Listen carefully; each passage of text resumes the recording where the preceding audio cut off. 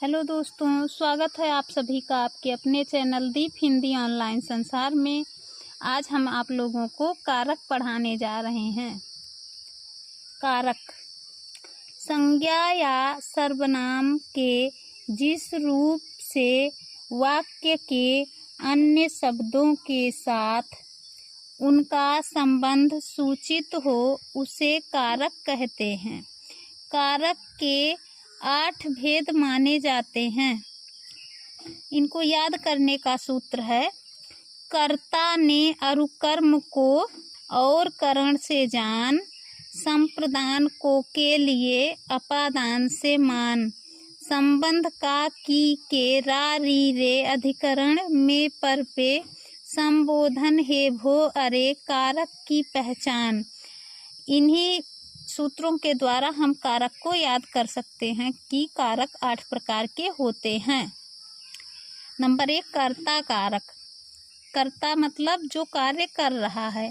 वाक्य में क्रिया करने वाले को कर्ता कारक कहते हैं।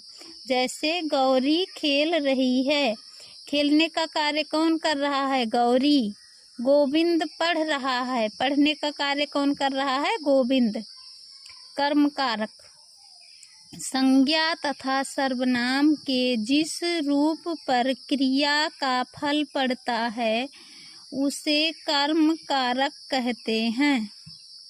जैसे राम पुस्तक पढ़ रहा है, तो पुस्तक पढ़ने का कर्म कौन कर रहा है? राम।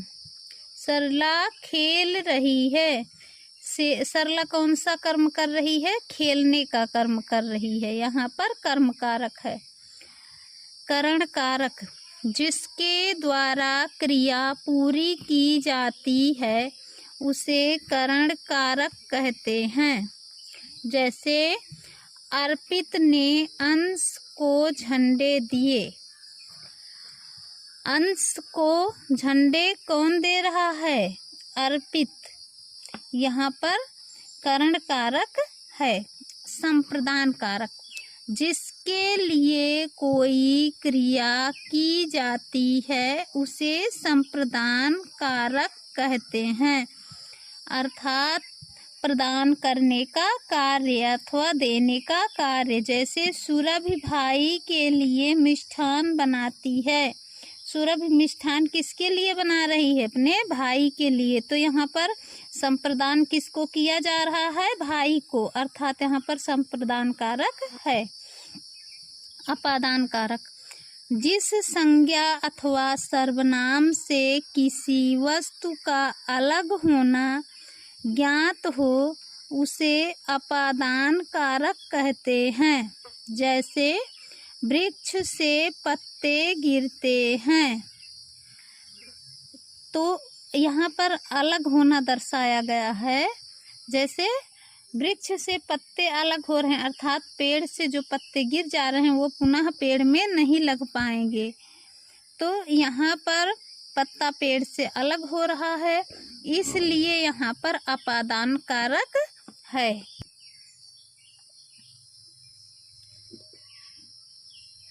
संबंध कारक संज्ञा या सर्वनाम के जिस रूप से उसका दूसरे शब्दों के साथ संबंध स्थापित हो उसे संबंध कारक कहते हैं। जैसे मैंने अपनी पुस्तक लिखी, अर्थात ये जो पुस्तक लिखी गई है ये किसकी रचना है? मेरी स्वयं की। या राम श्याम का बड़ा भाई है। राम किसका बड़ा भाई है? श्याम का। तो यहाँ पर राम और श्याम में भाई भाई का संबंध स्थापित हो रहा है।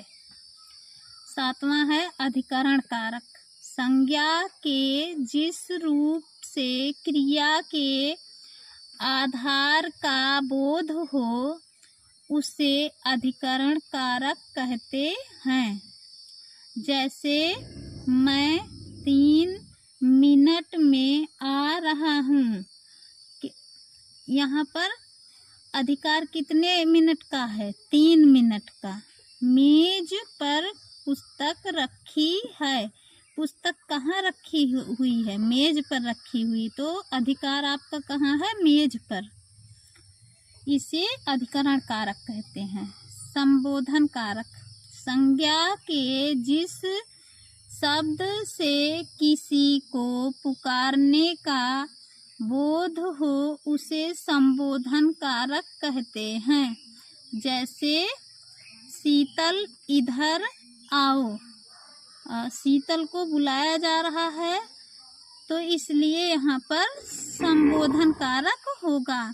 हे राम, सब पर कृपा करना, राम जी से कहा जा रहा है कि हे भगवान सब पर अपनी कृपा दृष्टि बनाए रखिए, इसलिए यहाँ संबोधन अर्थात बुलाया किसको जा रहा है? राम जी को बुलाया जा रहा है।